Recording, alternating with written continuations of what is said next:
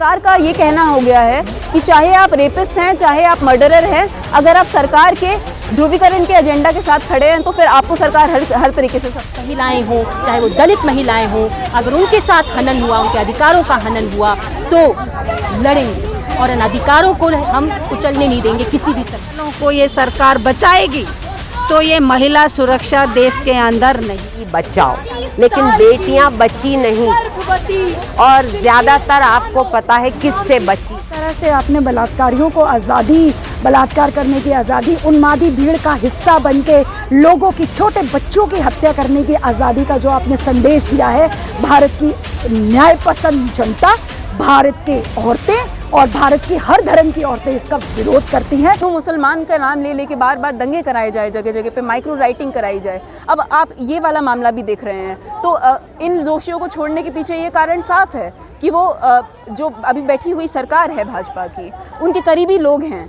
तभी तो गोधरा और कालोल के जो बीजेपी के इलेक्टेड एमएलए हैं वो रिकमेंडेशन कमेटी के अंदर बैठते हैं इन लोगों को रिलीज करवाने के लिए। बेटी पढ़ाओ को कैसे देख रहे हैं? देखिए, जब हम इस देश के अंदर बेटियों के पढ़ने के आंकड़े देखेंगे और मैं खासकर इस बार मुस्लिम महिलाओं के पढ़ने की भी अगर बात करूं तो इस देश में मुस्लिम महिलाओं का स्कूल में फॉर्मल एजुकेशन में एनरोलमेंट सबसे कम है। वो सबसे कम नंबर्स के अंदर पढ़ने जा पा रही हैं। तो ऐसा इंफ्रास्ट्रक्चर बनाना, ऐसी पॉलिसी नीति बनाना जिसके कारण बहुसंख्यक महिलाएं पढ़ सके, ये सरकार की कोई प्रायोरिटी नहीं है। ऐसा सरकार करना नहीं चाह रही है, ऐसी कोई मंशा नहीं है। हिंदू राष्ट्र पे बड़ा जोर दिया जा रहा है।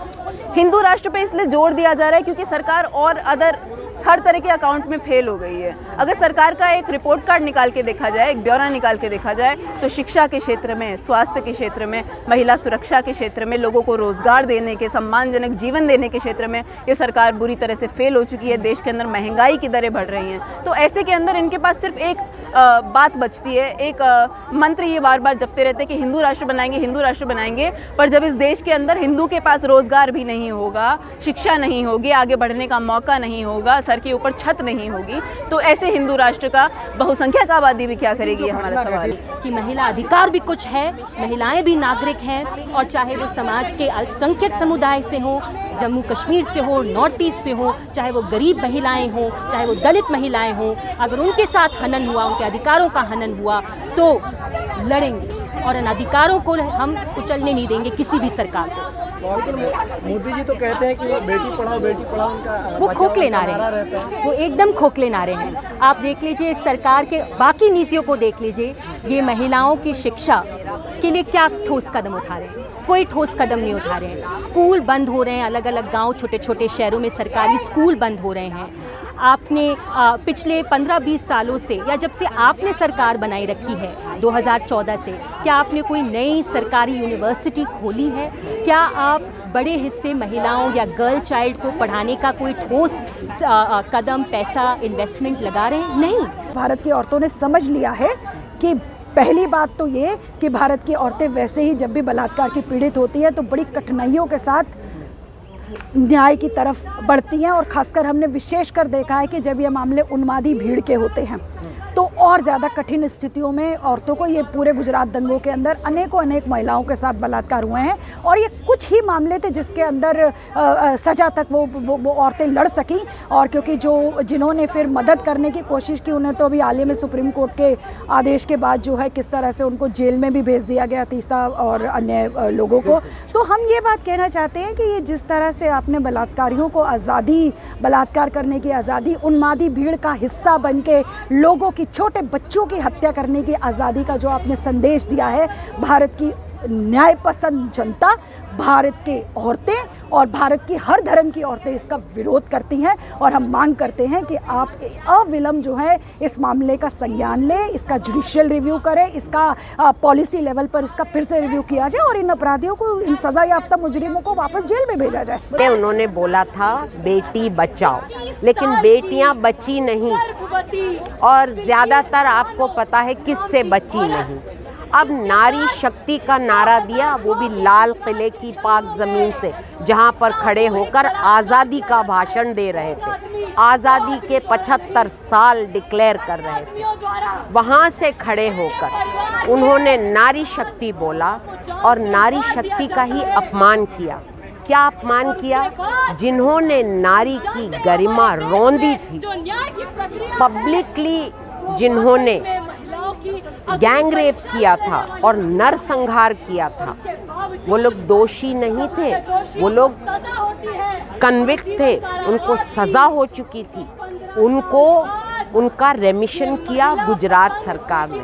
बहुत पॉलिटिकल बात है, अब उनको आगे फेस करना है, दिखाना है कि वो मुसलमानों के कितना खिलाफ है, अपने आप को ये दिखाना है और मुसलमान औरतों से वो कैसे पेश आते हैं, ये दिखाने के लिए ये सब किया। ठीक है, तो ये वो कर रहे हैं। हमारी मांग है कि ministry of home affairs Gujarat सरकार के इस रेमिशन के फैसले को वापस ले और इन दोषियों, इन कन्विक्ट्स को वापस जेल भेजे। और अगर ministry of home affairs, Hindustan की मिनिस्ट्री ऑफ होम अफेयर्स अपने ही प्रधानमंत्री की बात का मान नहीं रखती नारी शक्ति का, तो सुप्रीम कोर्ट को सुओ मोटो कॉग्निजेंस लेकर और हिंदुस्तान में औरत की इज्जत, गरिमा और उसकी हिफाजत को बहाल करने के लिए सुप्रीम कोर्ट को फ़ौरन कदम उठाना ज़रूरी है। 16 तारीख को गुजरात की सरकार ने जो बिल्किस बानो के जो रेप करने वाले और जो उनके परिवार की हत्या करने वालों को गुजरात की सरकार ने बाकायदा बरी कर दिया है। और वहाँ पे जब जैसे ही जेल से बाहर निकले हैं, मिठाई खिलाई जा रही है।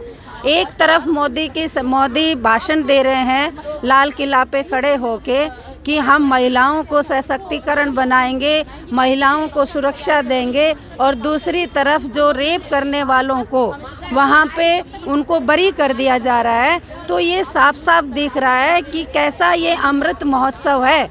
इस तरीके का अमृत महोत्सव मनाया जाता है कि जो तुरंत वहाँ पे जो इतने, आप सभी जानते हैं कि कितने साल हो गए बिल्किस बानो के, पूरा एकदम प्रूफ सहित उनको सज़ा मिली थी और आज वो जेल से छूट के आ रहे हैं। तो कहीं ना कहीं राजनीतिक संरक्षण इनका मिला हुआ है और इसके हम कड़े शब्दों में निंदा करते हैं। और हम ये मांग करते हैं कि ऐसे जो इस तरीके के जो रेप करने वालों को ये सरकार बचाएगी तो ये महिला सुरक्षा देश के अंदर नहीं लागू कर सकते। बीजेपी का कहना है कि सुप्रीम कोर्ट का आदेश था। सुप्रीम कोर्ट का क्या आदेश?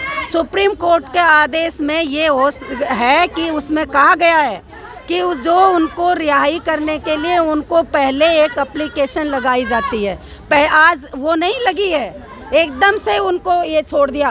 पता नहीं चल रहा है बिल्किस बानो के जो हस्बैंड को, उनको मीडिया के जरिए पता चल रहा है, हम लोगों को अखबार के जरिए पता चल रहा है कि उनको छोड़ दिया जा रहा है। क्या ऐसे ही है? क्या यही है कोर्ट के नियम? और कोर्ट में ये कहा गया है कि जो मर्डर करने वालों, रेप करने वालों को, उनको कभी भी वो नहीं छोड़ना चाहिए। क्या लगता है आपको जो कानूनी प्रक्रिया है उस पर भी कहीं ना कहीं सवाल खड़े? बिल्कुल, कानूनी प्रक्रिया में जो यहाँ मोदी की सरकार ने सारी सब जगह जो मुख्य पदों पर अपने बंदे फिट कर रखे हैं, तभी तो आज पता नहीं चला, नहीं तो अगली सुनवाई किसकी होती है ये सब पता चल जाता था पहले। आज कोर्ट में भी अपने बंदे, कॉलेजों में भी अपने बंदे, सब जगह अपने अपने वहाँ पे एक फिट कर रखे हैं कि भाई ये इनकी भाषा बोले, कोई विरोध में बोलता है तो उनको जेल में भेजो। आप जो डिमांड लेकर आए हैं उसके बारे में बताएं थोड़ा। डिमांड हमारी यही है कि उनको तुरंत अरेस्ट किया जाए, तुरंत उनको जेल में डाला जाए, और महिलाओं की जो सुरक्षा की बात करते हैं तो उनको जो 11 दोषी हैं उनको तुरंत जेल के अंदर डालना चाहिए।